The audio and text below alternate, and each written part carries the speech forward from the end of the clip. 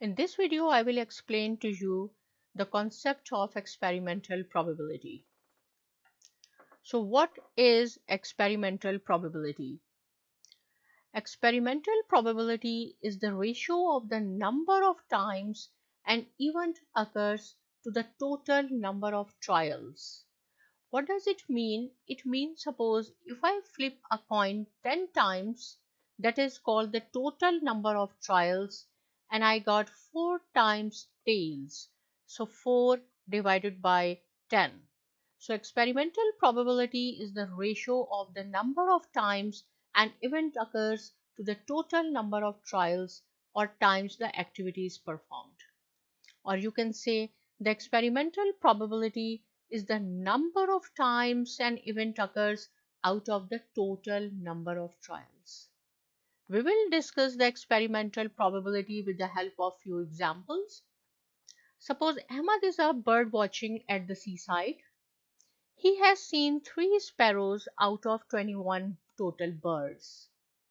What is the experimental probability that the next bird Ahmed sees will be a sparrow?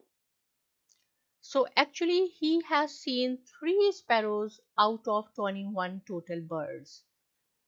So the formula is for probability of a sparrow is equal to sparrows divided by total birds. So he has seen 3 sparrows, 3 divided by 21, which is equal to 1 by 7. So out of 7 birds, 1 is a sparrow. Another example is suppose Manahil has pulled 8 candies from a candy bag and 5 of them are orange candies. So what is the experimental probability that the next candy selected from the bag will be orange? So the same formula we will use, that is probability of orange is equal to orange candies divided by total candies. So 5 divided by 8, out of 8 candies, 5 are the orange candies. We will take another example to understand the experimental probability. Suppose Raj works at a grocery store.